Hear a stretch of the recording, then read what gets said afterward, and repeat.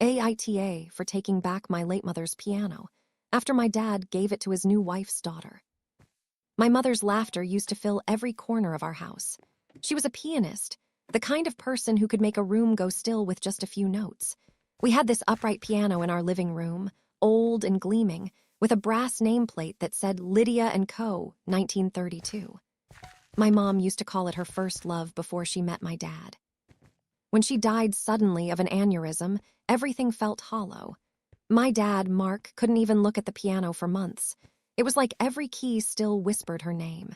He covered it with a sheet and told me, "We'll deal with it later." Years passed. He remarried when I was 11 to a woman named Carla.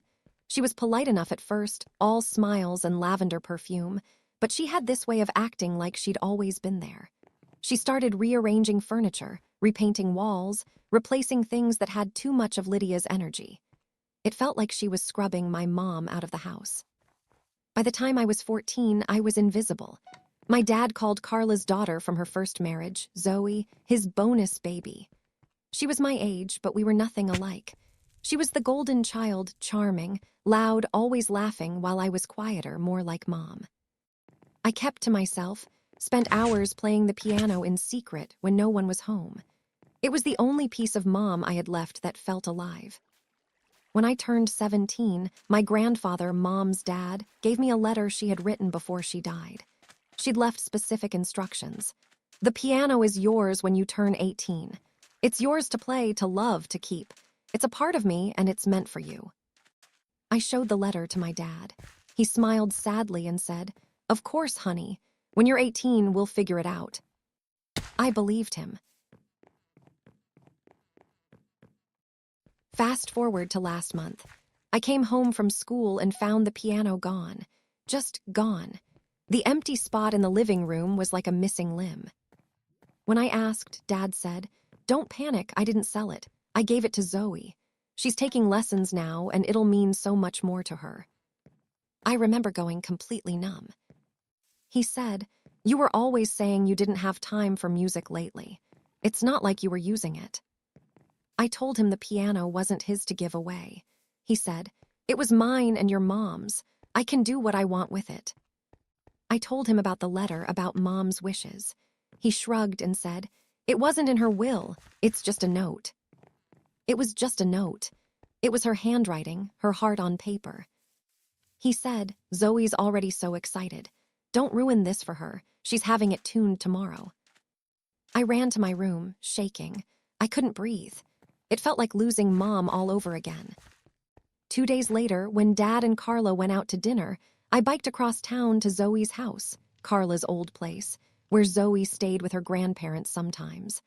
I could hear the piano from the sidewalk. She was plunking out scales, badly, singing off-key.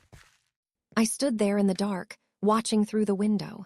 There was a pink lamp on top of the piano now, and a stack of sheet music that said "Pop Ballads for Beginners."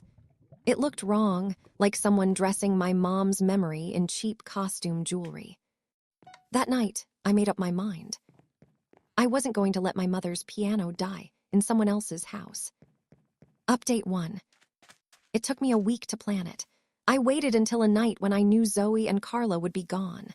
They posted an Instagram story about going to a mother-daughter weekend retreat. My dad was working overnight at the hospital.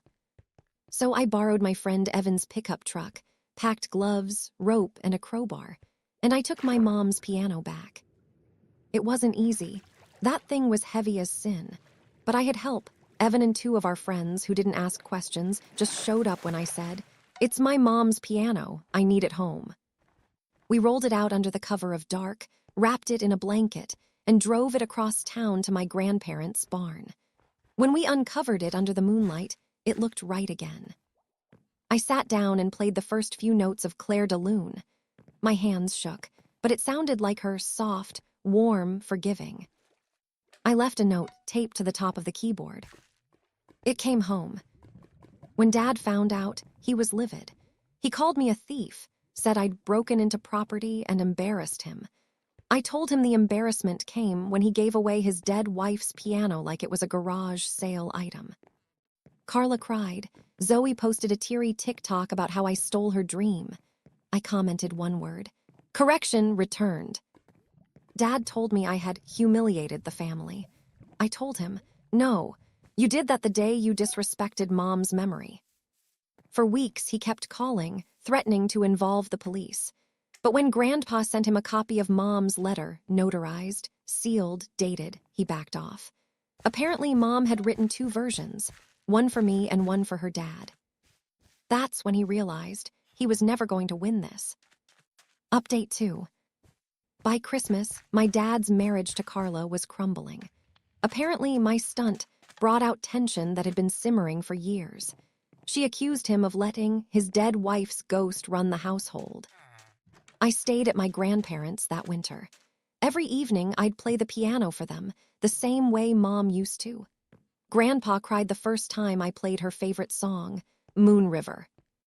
Meanwhile, Carla started posting vague Facebook rants about toxic stepchildren and people who can't move on from grief.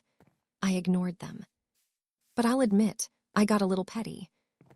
When Zoe uploaded another TikTok whining about losing the piano, I stitched it with an old home video of Mom playing that very same instrument, smiling at the camera, saying, "Someday this will be yours, baby." The video blew up overnight. Thousands of comments saying things like, "Ops Mom called it from the grave," and that piano found its way home. Dad called, furious. He said I was using Mom's memory to attack his family. I told him, "You started that war when you gave her away." He didn't respond. Update 3, the breaking point. By the spring, Dad and Carla had separated. He moved into a rental apartment. Carla took Zoe and most of the furniture. The house felt gutted. He tried to call me again. This time, he sounded tired. He said, "You got what you wanted. I hope you're happy." I said, "I am, for the first time in a long time." Then he said, "That piano tore this family apart." And I said, "No, Dad, you did. The piano just showed you what kind of man you became." That was the last time we spoke for months. Final update. A year later, I turned 19. I decided to host a small recital at the community center, a tribute concert for my mom.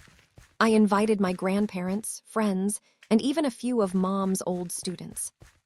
I didn't invite my dad, but he came anyway. He stood in the back, looking smaller than I'd ever seen him. When I played the last piece, my mom's own composition, Lydia's song, I saw him crying quietly.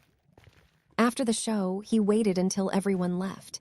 He walked up to the piano, touched the wood, and whispered, "I forgot how beautiful she sounded." I said, "You didn't forget, you just stopped listening." He didn't argue, he just nodded. Then he asked if I could play one more song. I did. It wasn't forgiveness, exactly, but it was something close, the kind of quiet peace that only music can hold. Now the piano sits in my apartment. I keep it polished, tuned, alive. Sometimes I still catch my reflection in the lid, not just mine, but hers too. And every time I touch the keys, I know I did the right thing. The piano came home. And so did I.